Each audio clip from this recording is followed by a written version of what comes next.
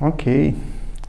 Primeiro, bom dia ou boa noite, né? Igreja reunida aí em Aê Carvalho. Privilégio de Deus poder falar com vocês e tratar acerca do Evangelho, do que Deus tem feito no mundo, através da exposição das Escrituras, como Deus tem trazido os seus eleitos para junto dele, tem arrebanhado as suas ovelhas. E eu estou aqui nas dependências da IPPenha. Obrigado aí, pastora Mauri, conselho, por ceder esse espaço aí a nós. Comigo aqui está a Sara, ajudando aí na produção. Essa é uma noite oportuna de nós falarmos acerca da missão da igreja e falar acerca da missão da igreja naquilo que ela se identifica com Cristo, né? Vamos lembrar que a missão da igreja é uma palavra que está muito em moda hoje falar sobre missões urbanas, missões ao interior do país, missões a outros continentes, missões a lugares tão longínquos e tão perto de nós, missões a povos tão desconhecidos, missões a povos que nós conhecemos muito bem. Missões é uma palavra que nós temos aí no nosso cotidiano cristão, no nosso cotidiano como igreja. E do que se trata essa missão, né? É isso que nós queremos falar. E começando a pensar aqui sobre as coisas de Deus, pensar sobre o reino de Deus, pensar sobre a sua justiça, pensar sobre o seu ato de graça e misericórdia em ter nos dado a Cristo Jesus, né? Ter nos dado a salvação em Cristo e ter nos libertado das trevas e nos trazer para o seu reino. E é sobre isso que nós precisamos falar hoje. Eu quero começar com você a pensar da identificação de Cristo e da igreja a partir do Evangelho de João, né?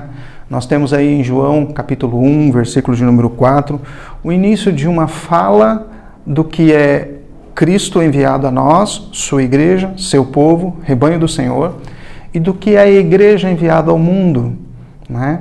Então, em João, capítulo 1, versículo de número 4, diz que a vida estava nele, a vida era a luz dos homens. Veja que há aí uma particularidade de quem é Cristo. Cristo é a luz. Cristo é aquele que traz luz às trevas. Cristo é aquele que liberta aquele que está na escuridão. Cristo é aquele que ilumina o homem como um todo, de dentro para fora, de fora para dentro. Cristo é aquele que tira o homem dos pecados mais obscuros do seu coração e o faz viver agora em santidade para Deus. Isso só Cristo, o Cordeiro de Deus oferecido em nosso lugar, pode fazer. É através dessa obra redentora de Cristo que a luz de Deus se revela aos homens. Não mais agora pelo sangue de animais, não mais agora por ofertas de um sacerdote humano, mas agora por um sacerdote que é o próprio Cristo, que adentra ao templo e oferece o verdadeiro sacrifício, a verdadeira oferta, aquilo que agrada ao coração do Pai, para remir os seus. Ele veio para nos salvar. Essa é a mensagem da cruz. Mas em Mateus capítulo 5, versículo de número 14, primeiro nós falamos de João 1,4, Mateus 5,14 diz que a igreja do Senhor, nós, aqueles que nascemos de novo, somos luz no mundo. Você já pensou nesse paralelo? Cristo é a luz que rompe as trevas, ele é a verdadeira luz e a única luz que guia os homens para a vida eterna. Mas agora o povo de Deus, aqueles que nasceram de novo e que portam a mensagem da salvação e que estão pregando ao mundo essa mensagem redentora em Cristo Jesus, e essa igreja fortalecida pelo poder do Espírito Santo, revestida do alto, ela é luz no mundo. Veja que nós não somos luz primária, mas nós somos luz derivada. Nós somos aqueles que recebemos da luz e transmitimos ao mundo a mensagem da luz, a mensagem libertadora, a mensagem transformadora do Evangelho. E esse é um primeiro paralelo que nós precisamos pensar acerca de Cristo, do seu reino e da identificação da missão entre igreja e Cristo. Cristo é a luz. E Ele nos envia ao mundo para sermos luz. Ele nos envia ao mundo para manifestar ao mundo as grandezas de Deus, para revelar ao mundo perdido que há um Deus Salvador, que se assenta soberanamente no trono e que enviou o Evangelho encarnado na pessoa de Jesus Cristo, para que todo olho possa ver e contemplar nele a salvação e a misericórdia de Deus. Este Cristo que nos é apresentado como luz, Ele nos é dado para nós que estávamos em trevas.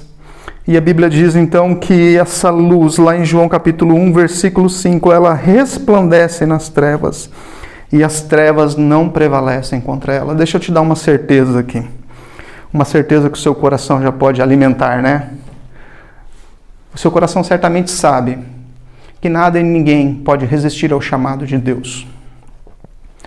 Quando a luz de Cristo invade as nossas trevas, há um processo de transformação e libertação, nós somos atraídos a Ele.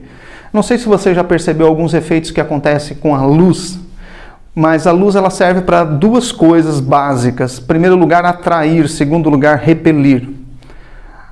Diante da natureza humana, aqueles que foram chamados por Deus para a vida, são atraídos para a luz, são atraídos por Cristo, são atraídos pelo Evangelho. O Espírito Santo lança luz no coração em trevas, esse coração que estava endurecido agora é transformado e nós somos atraídos a essa luz para caminharmos com Cristo. O outro efeito que ela produz é o efeito de repelir, ou seja, a luz é lançada, e aqueles que não pertencem à luz, não são filhos da luz, amam mais as trevas do que a luz. São apaixonados pelas obras do seu coração caído, são afeiçoados a si mesmo, procuram o seu próprio orgulho, satisfação da sua própria carne.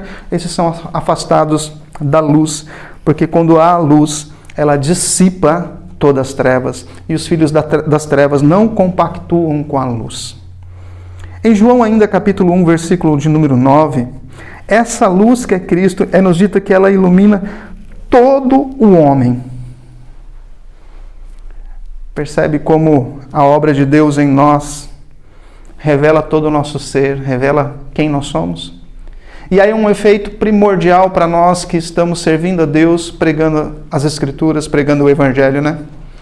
Como é bom saber tudo que Deus faz e como quando Ele lança luz sobre nós, sobre todas as áreas da nossa vida, nós somos levados a reconhecer os nossos erros, os nossos pecados, a professar genuinamente quem é Deus e a sua santidade e olhar para nós com nossa podridão, com a impureza do nosso coração e levar a Ele em confissão, dizendo: Senhor, lança a sua luz nas trevas do meu coração. Eu quero esse viver diário com o Senhor. Eu não quero amar mais as trevas do que a luz. João destaca que estes homens que amam a Deus, estes homens que caminham com Cristo, que creem no Senhor, eles fazem isso porque Deus, no seu poder soberano, desde a eternidade, os chamou e os atraiu. João capítulo 1, versículo de número 12, diz que a todos quanto receberam, deu-lhes o poder de serem feitos filhos de Deus. Percebe uma característica aí na missão. A missão ela é feita e ela é direcionada a homens caídos, pecadores, a homens que estavam aprisionados na podridão do pecado, no mundo das trevas, no pecado que outrora nos aprisionava. Mas o Evangelho, ele vem a nós como uma dádiva de Deus. Ele vem a nós através do poder de Deus e da ação do Espírito Santo.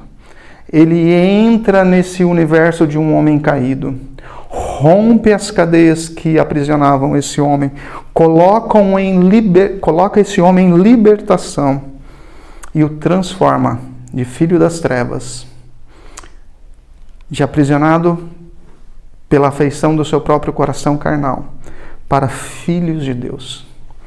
Que presente é conhecer o que Deus faz a nós quando o Evangelho é pregado. E por que eu estou dizendo isso para você logo no início da nossa conversa aqui, dessa exposição das Escrituras? Porque missão tem tudo a ver com tudo que falamos até agora. Missão é Cristo vindo ao mundo. Missão é a transformação que Cristo opera em nós. Missão é a exposição do Evangelho, a luz que é lançada às trevas. Missão é a pregação para arrependimento e, ao mesmo tempo, ela produz o efeito daquele que é condenado. Por esses dias eu fazia uma breve meditação com alguns irmãos e eu dizia assim: olha, Cristo tem um duplo ministério, né? Ele tem uma pá na mão. E nesse seu duplo ministério, com a pá, ele recolhe o trigo para o celeiro. O trigo representa nós, como igreja de Deus, que somos levados a celeiros celestiais. Somos guardados por Deus. E a pá também exerce o ministério de jogar a palha em fogo inextinguível. Esses são os filhos das trevas, aqueles que amam mais as trevas do que a luz. Bom, por causa desse propósito eterno de Deus, revelado em Cristo, os que foram chamados à salvação são atraídos à luz e feito agora luz para o mundo. Veja que essa luz ela produz no mundo o escândalo, porque eles não entendem a loucura da pregação, a mensagem do Cristo crucificado, daquele que morreu, mas ressuscitou e venceu a morte. O mundo não pode entender, porque neles não é colocado o espírito da promessa para que quebre as cadeias e sejam libertos da sua podridão.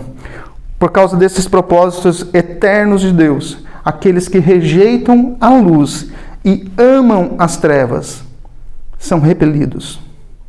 E diante da luz, eles são capazes de dizer: eu amo mais o meu pecado. Eu prefiro andar na podridão do meu coração. Aqueles que não são nascidos do alto, não conseguem discernir espiritualmente, não conseguem olhar e responder a Deus de forma redentiva, porque nós só podemos fazer isso porque é uma ação do Espírito Santo no nosso coração. Eu queria que você pensasse comigo, antes de nós entrarmos lá em João capítulo 17, que vai ser o foco da nossa meditação nessa noite, eu queria que você olhasse primeiro para as características da missão. São pontos fundamentais para nós pensarmos, são pontos incomuns para nós que estamos agindo em missão, submissão a Deus, enviados por Deus ao mundo, como luz nas trevas, como testemunhas daqueles que são arautos do Rei, que proclamam aqueles que nunca ouviram a mensagem de Deus. Em primeiro lugar, a missão, ela é provida pelo Senhor. Não se esqueça disso. Missão é uma obediência a uma ordem divina. E essa ordem divina inclui o ir. Ir e fazer discípulos, ir e pregar o Evangelho, ir e, quando esses discípulos são formados, anunciar a mensagem da salvação, aquilo que recebemos em Cristo, para que eles possam ser feitos discípulos do Senhor, ovelhas do Senhor, e não nossos seguidores, mas seguidores do Senhor. O Senhor da missão, então, é Deus. É Ele que guia a missão. É Ele que provê a missão. É Ele que dá os recursos para a missão. Segundo lugar, o alvo da missão nos é dado nas Escrituras. A quem devemos pregar? Ao homem caído. Aqueles que nunca ouviram. Aqueles que estão em trevas. Nós devemos ir ao mundo sem Cristo, proclamar a este mundo que Cristo vivo está. Há esperança para você que vive nas trevas. Deus pode te libertar. Então, a missão, no seu alvo, no seu objetivo para atingir na esfera humana, na sua pregação, é para que ela vá onde estão os homens que vivem em densas trevas, ao mundo perdido. E aí nós podemos pensar em lugares perto de nós e lugares tão distantes. Há pessoas vivendo em lugares de alta perseguição, escravizados pela idolatria, escravizados por poderes dos seus governos, escravizados pelo desejo ímpio do seu próprio coração.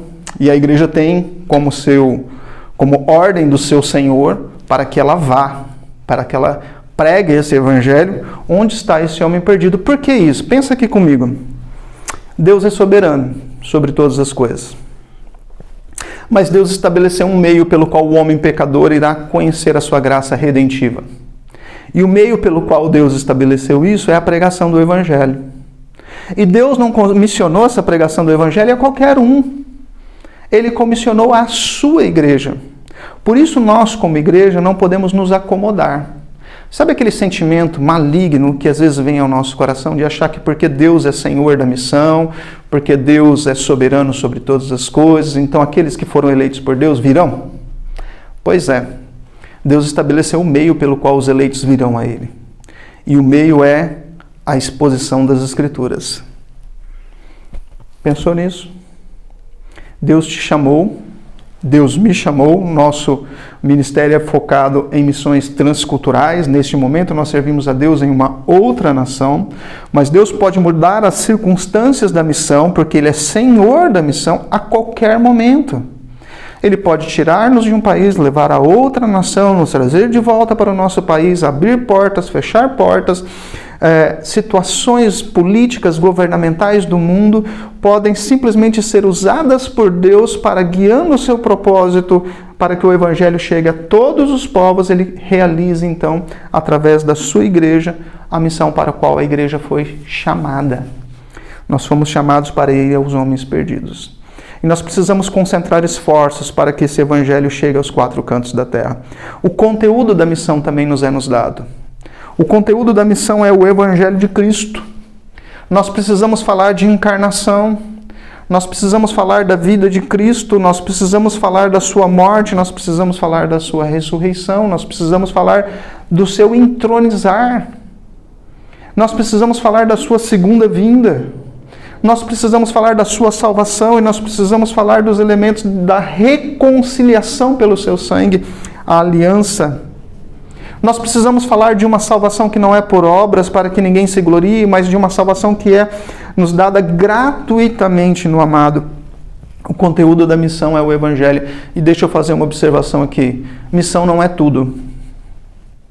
Há um desvio do conceito de missão, desde a década de 80 até os dias de hoje, em que tenta fazer de tudo que a igreja faz uma missão. A missão dada à igreja nas Escrituras, o grande mandamento da missão, o foco da missão é pregar as verdades do Evangelho, e isso nenhum outro órgão pode fazer, isso nenhuma outra esfera que há no mundo pode fazer, isso é dado à igreja. É um comissionamento exclusivo à igreja. Olha, nós podemos agir bem politicamente, nós podemos servir num ato de testemunho, cuidando do bairro, nós podemos cuidar do órfão, da viúva, nós podemos cuidar do bem, da conservação do meio ambiente, nós podemos fazer tudo isso. Tudo isso é bom como extensão do testemunho cristão e da boa obra que Deus já faz em nós, como extensão de ser igreja na sociedade onde Deus nos colocou. Nós não devemos ser alienados a isso. Mas a missão da igreja é a exposição do Evangelho, é a pregação do Evangelho, para que o homem, ouvindo o Evangelho, responda aquilo que Deus está fazendo no seu coração, dizendo: Deus rompeu as minhas trevas, eu creio, eu quero caminhar de fé em fé, sendo provido por Deus na minha jornada cristã. Isso é libertador, irmãos. Isso é libertador porque nós não fazemos de tudo o que fazemos missão, mas nós temos claro que o nosso foco é em tudo o que fazemos, pregar o Evangelho, viver o Evangelho, expor as Escrituras, crendo que não por nós, mas pelo poder e autoridade das Escrituras, as pessoas são atraídas a essa luz que é o próprio Cristo. Outra característica que Deus nos dá na missão é a provisão para a missão. A missão acontece por causa de Atos, capítulo de número 2, um fator pontual na história, quando Cristo é levado às alturas e Ele envia o Espírito Santo e Ele derrama o Espírito Santo sobre a sua igreja, fortalecendo a igreja para a pregação do Evangelho. Essa pregação do Evangelho vai começar em Israel, vai começar em Jerusalém, vai se estender à Judéia, vai atingir Samaria, e logo no primeiro século ela já está nos confins do Império Romano, nos confins da terra administrada naquele período e para além do Império Romano. O Evangelho, a missão, ela é feita em submissão, obediência e dependência. O Espírito Santo é o capacitador para a missão. É o Espírito Santo que convence o homem do pecado, da justiça e do juízo. Percebe aqui, o Espírito Santo no Antigo Testamento, ele apontava para a cruz que viria, para o Cordeiro que seria imaculado, para o Cristo que seria apresentado e encarnado no tempo e na história, pelo Jesus Cristo poderoso. No momento em que há essa iluminação do Espírito que aponta a cruz, após a vinda de Cristo, você tem também um efeito do Espírito Santo apontando para a cruz que já veio, para o sacrifício que já foi feito. Esse libertar, esse transformar, esse Espírito Santo que ilumina a igreja, que é a provisão da missão, faz com que o foco de toda a missão seja o Cordeiro de Deus imaculado. O foco da missão não somos nós. O foco da missão não é o missionário. A glória da missão não está naquele que obedientemente vai aos campos do Senhor e que realiza ali a tarefa que Deus pediu. Este é servo na missão. Este é levado pela igreja, enviado pela igreja, suprido pela igreja nos seus recursos que cabe à igreja suprir, mas há recursos que a igreja não pode suprir por si só, naturalmente. É na dependência do Espírito Santo. E essa dependência do Espírito Santo nos faz olhar para alguns aspectos da missão entendendo, olha, eu não estou no controle dessa missão. Eu tenho os meus planejamentos, eu tenho a minha forma de conduzir e de imaginar o meu trabalho, mas há o Espírito Santo que ilumina essa missão, que traz luz às trevas e que faz com que o Evangelho possa chegar aos quatro cantos da terra. Outro ponto importante é saber que o Deus da missão, o Senhor Deus, deu à igreja para o realizar da missão o objetivo. Por que pregamos o Evangelho? Por que anunciamos as boas novas? Nós fazemos isso porque a ordem de Cristo é ide e fazei discípulos. Esse fazer discípulos tem uma extensão global. Fazer discípulos é pregar o Evangelho de forma primária. Fazer discípulos é essas pessoas terem os olhos do seu entendimento aberto. Fazer discípulos é caminhar com essas pessoas a jornada da fé cristã. Fazer discípulos é anunciá-los os valores do reino de Deus para que num caminhar transformador eles possam crescer em santidade diante de Deus e se tornarem futuros missionários para os seus próprios povos. Fazer discípulos de Cristo, supridos pela palavra de Cristo. Veja, nós vamos levá-los a ser discípulos quando levamos a obediência da palavra. O resultado da missão também nos é dado por Deus. O primeiro lugar que nós precisamos pensar é que a missão será cumprida. Missão dada é missão cumprida, porque ela foi dada pelo Senhor, não por homens. O resultado da missão, ela é duplo. Em primeiro lugar, o resultado da missão tem a ver com salvação. O resultado da missão tem a ver com Deus transformando vidas, Deus libertando vidas. Segundo lugar, o resultado da missão tem a ver com condenação. Tem a ver com aqueles que amam mais a si mesmo, as suas próprias obras, adoram o fruto do seu próprio trabalho, adoram o fruto da sua própria mão, os deuses do seu próprio coração, são atraídos pelo seu querer humano, são nascidos da carne e seguem os desejos da carne. A duração da missão também é nos dada. O que Deus faz com a igreja é dar à igreja que essa missão ela vai acontecer até a sua vinda.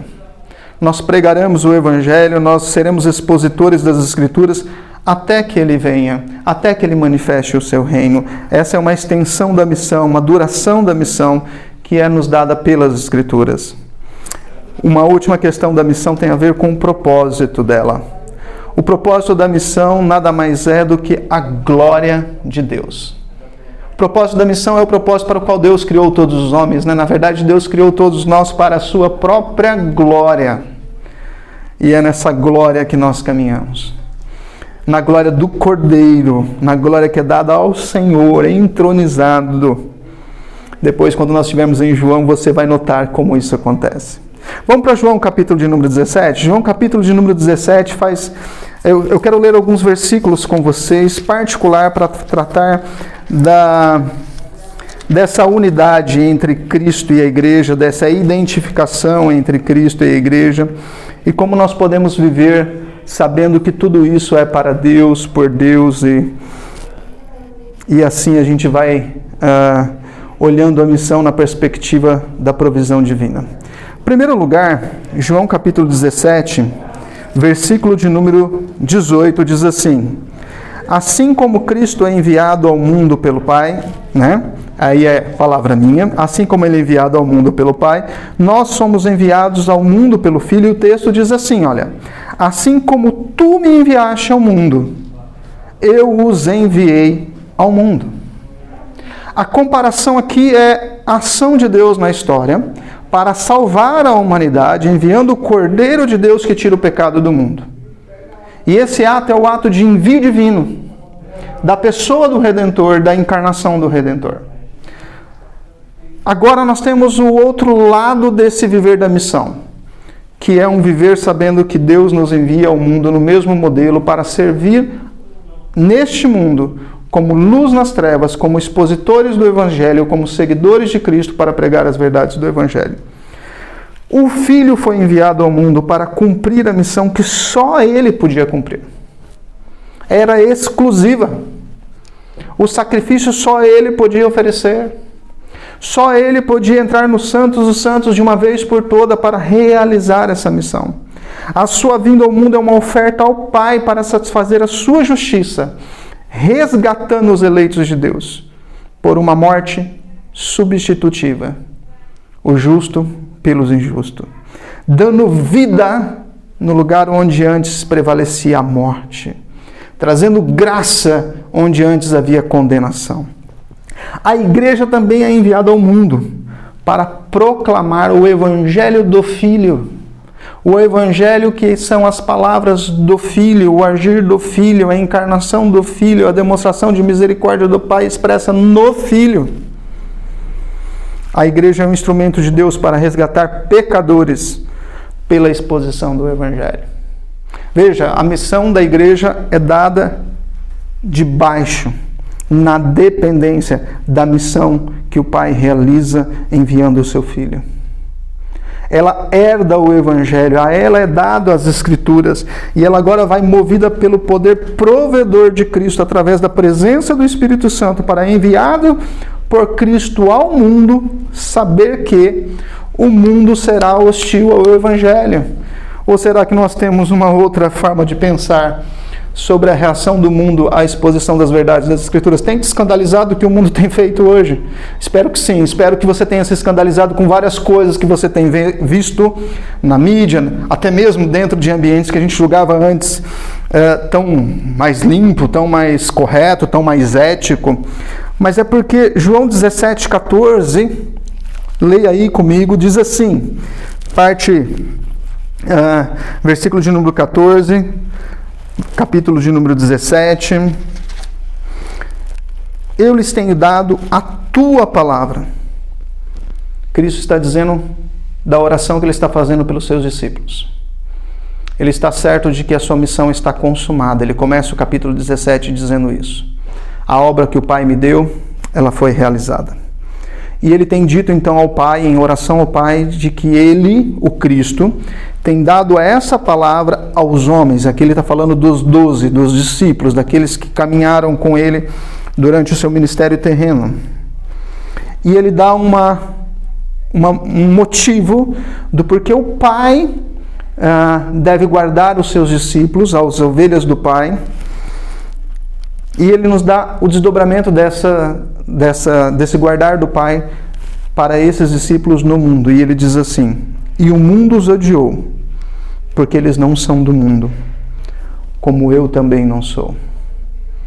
Deixa eu pensar aqui nesse texto sobre dois aspectos importantes. Em primeiro lugar, nós recebemos as palavras da boca de Cristo, escrito pela pena dos apóstolos, guiados pelo Espírito Santo. E essa verdade do Evangelho está aqui conosco. Quanto tempo você que está pensando em fazer missões, pregar o Evangelho, dedicar-se a uma vida entregue a Deus tem gasto para entender essa palavra, amar essa palavra, desejar essa palavra? Você realmente tem feito do reino de Deus a sua prioridade? Segundo lugar, esse texto diz que o mundo odiou aqueles que são seguidores de Cristo. Presta atenção. Nesse mundo que odeia aqueles que vivem para o Senhor e que vivem os valores do reino de Deus, esses discípulos agora enviados ao mundo, esses discípulos agora capacitados no poder do Espírito Santo, eles estão providos pelo Senhor da missão, pregando o Evangelho da redenção e identificados com Cristo. Sabe qual é a identificação com Cristo que o Senhor dá? É a mesma consequência do que aconteceu com Cristo irá acontecer com os seus seguidores. Parte final do versículo 14. Recebemos a palavra, o mundo os odiou. E Cristo nos dá o motivo do porquê o mundo nos odeia.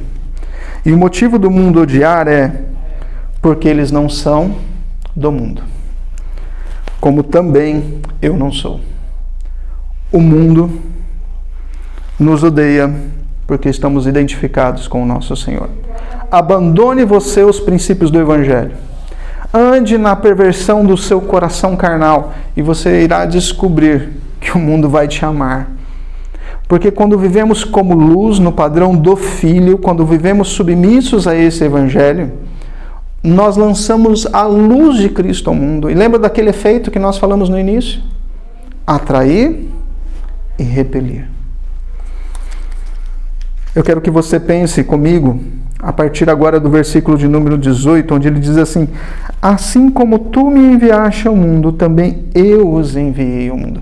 Apesar de um ambiente hostil no mundo, apesar de sabermos que os homens irão responder ao Evangelho rejeitando e perseguindo, expondo os discípulos a perigo real de vida.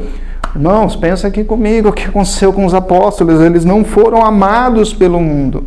Na verdade, há até menções muito perigosas, não só aos apóstolos, como aos primeiros cristãos do primeiro, segundo século. Até que ali no quarto século, Deus traz certa paz sobre o império. Há um evangelho com paz para ser pregado, há tempo de bonança para a pregação do evangelho dentro dos limites do império. Mas agora o que nós temos no versículo de número 18 é de que, apesar desse ambiente sendo hostil, nós lemos lá no versículo de número 14, apesar desse ambiente rejeitar, apesar de nós não sermos desse mundo no sentido de valores do mundo, ok? Deus não nos chamou para ficar enclausurados, Deus não nos chamou para ficar fechados e isolados da sociedade que está ao nosso redor. Ao contrário, Ele nos envia ao mundo. Nós somos enviados ao mundo portadores de uma palavra, portadores de uma mensagem. E o versículo de número 18, Cristo diz assim: assim como tu me enviaste ao mundo, eu os enviei ao mundo. A missão, que é aquela primeira que nós falamos, de uma identificação com Cristo, assim como Ele foi enviado, nós somos enviados. Nós também temos o cenário. Assim como odiaram a Cristo, odiarão os discípulos de Cristo. Porque esses estão identificados com o Senhor da missão. Quanto mais amarmos o nosso Senhor, quanto mais vivermos em sua dependência, quanto mais vivermos lendo o Evangelho, praticando as Escrituras, conhecendo Deus das Escrituras, libertos do mal, denunciando os pecados. Deixa eu só abrir um parênteses aqui. Não fica preocupado com o que o mundo pensa de você. Não fica preocupado. Hoje é tempo de redes sociais, né? Nós estamos preocupados com as nossas famas, com aquilo que estão pensando de nós nas mídias, com tanto de like, com tanto de visualizações e coisas por aí em diante. Nós estamos nos preocupando com aquilo que é nada. Nada. Tudo isso é passageiro. Nós estamos aqui para realizar uma missão. E espere uma coisa, irmãos. Quando você pregar o Evangelho, quando você viver o Evangelho, quando você estiver na realização da missão, são menos likes. O mundo amou as trevas. Eles vão tentar suprimir o Evangelho. Eles vão tentar nos tirar do foco. Porque o objetivo é viver para o Senhor e é condenar as obras das trevas. É expor as obras das trevas através da luz de Cristo. Mas como o mundo, esse sistema maligno, ama mais as trevas, eles irão perseguir os seguidores de Cristo. Aqueles que falam das Escrituras e aqueles que vivem as Escrituras. Estamos aí em um mundo missionário, onde nós temos organizado por uma agência tão preciosa, países com alta perseguição e risco de vida aos discípulos de Cristo.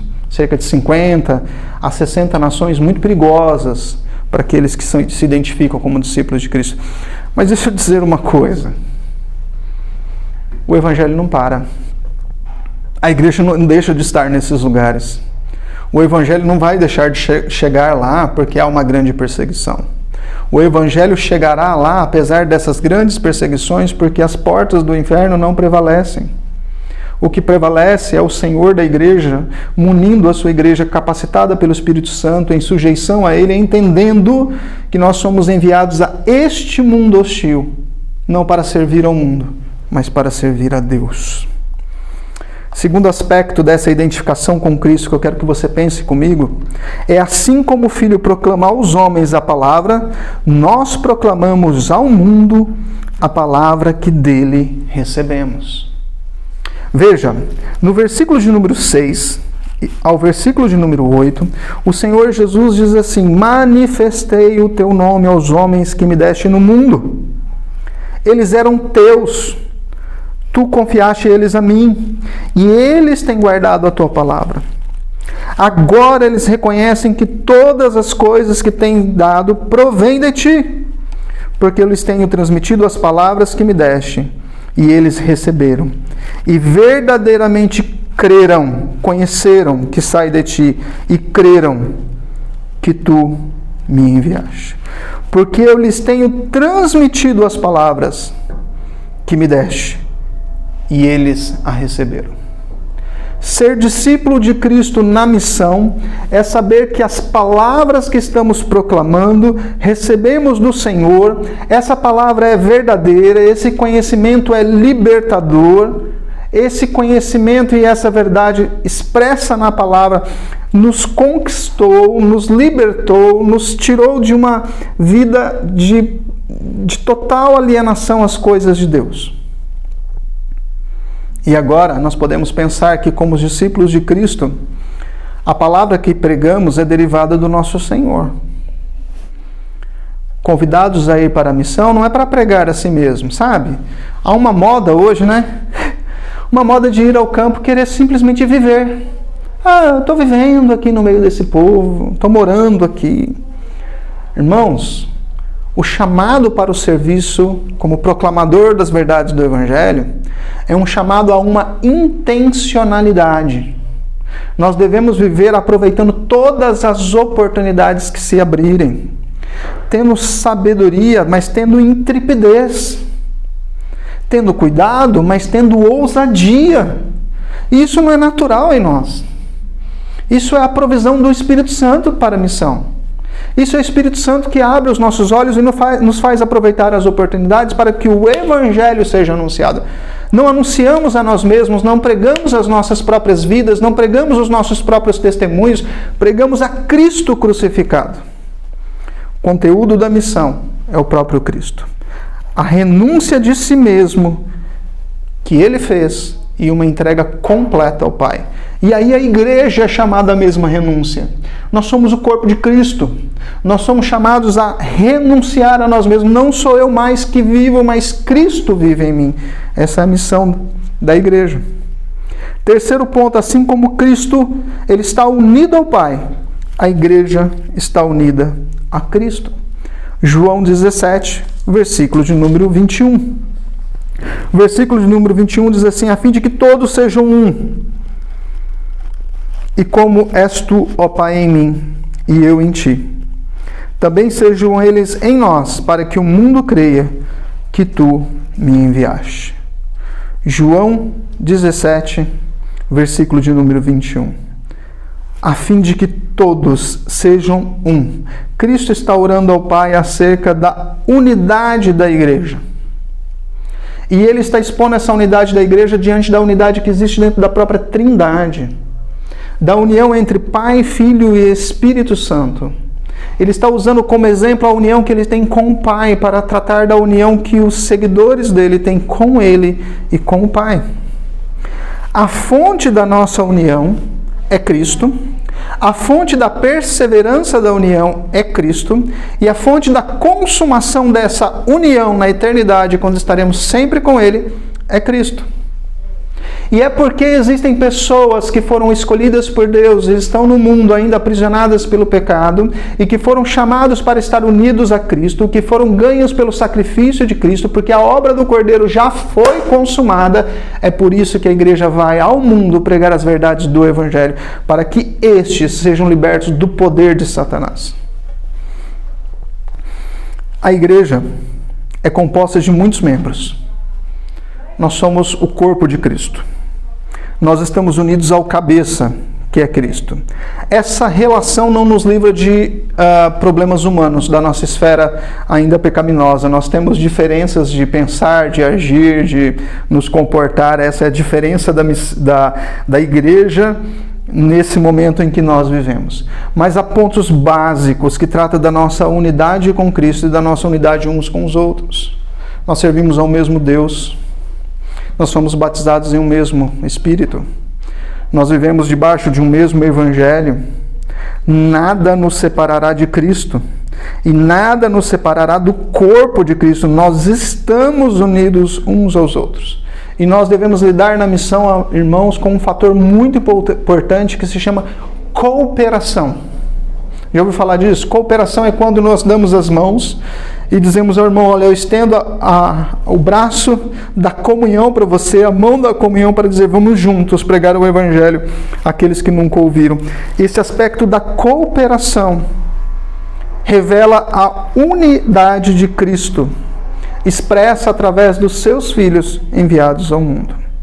Eu lhe fiz conhecer o teu nome. É por causa do nome do Pai, revelado pelo Filho, iluminados os corações pela ação do Espírito Santo, que nós podemos caminhar em união. União de pensamento. Há uma urgência da missão. União de empenho. Há uma urgência da missão que precisa ser feita agora. União de propósito. Nós precisamos fazer a missão na sua integridade, agora, mas no propósito de que aqueles que nunca ouviram, ouçam o Evangelho. União do fim glorioso para o qual a missão foi destinada. E ela foi destinada para que todas as ovelhas se apresentem diante de Cristo. As ovelhas de Cristo ouvem a sua voz. Elas conhecem o bom pastor. Elas seguem o bom pastor. Eu queria pedir a você que está aí em Aê Carvalho, no culto de hoje à noite, isso se estende a outros irmãos que estão nos vendo aí pelas redes sociais, internet e tudo mais. Pense comigo, você foi unido a Cristo. Você foi chamado para a missão. Há uma união entre Cristo e a sua igreja para servir no mundo ao Senhor da missão, para que toda a glória seja dada a Ele. As Escrituras nos diz que haverá um dia em que o Senhor virá buscar a sua igreja, em que diante do trono do Senhor haverá pessoas vindas de todos os lugares da terra, tribos, línguas, nações, confessando e professando a glória do Cordeiro. Que santo é o Senhor e que poderoso é o Senhor e que grandes feitos o Senhor fez e faz. É por causa do Senhor da missão que somos enviados ao mundo. E Ele não nos deixa só. Ele nos provê para essa jornada. Que Deus nos abençoe. Eu queria orar com você. Pai, nós somos Tua igreja enviada ao mundo. Nós somos o Teu povo servindo ao Senhor. Nós estamos unidos na missão que Tu deste ao Filho. Nós estamos unidos em testemunhar ao mundo que o Filho veio, que o Filho morreu, que o Filho foi crucificado, que o Filho ressuscitou, que Ele venceu a morte, que Ele está no trono celestial, aguardando a segunda vinda. Nós anunciamos ao mundo a bondade, a misericórdia, a salvação pela graça, na expectativa de que aqueles que são ovelhas do Senhor venham ao seu encontro. E o Senhor nos coloca como igreja, ó Deus, não para nos acovardar, não para nos amedrontar, mas para expor ao mundo a podridão que o mundo vive e a libertação que há no sangue do Cordeiro. Nos capacite, ó Deus, nessa missão para não temer ao mundo, para não temer as oposições e a hostilidade que no mundo se levante contra a missão, mas nos capacite, nos fortaleça, para que mesmo diante dessas hostilidades e oposição que o mundo apresentar, nós possamos ser genuinamente e verdadeiramente fiéis ao Senhor, não escondendo o Evangelho, não vivendo, ó Deus, amedrontados pelas circunstâncias que nos cercam, mas vivendo na dependência do Senhor, sabendo que o Senhor tem cuidado de nós, para que nós possamos cumprir todo o bom trabalho que o Senhor tem designado a nós como sua igreja. É o que eu te peço em nome de Jesus. Amém. Deus os abençoe. Pastor, um abraço. Em breve, quem sabe, Deus nos dê uma oportunidade de estarmos aí junto com os irmãos. Fica na paz.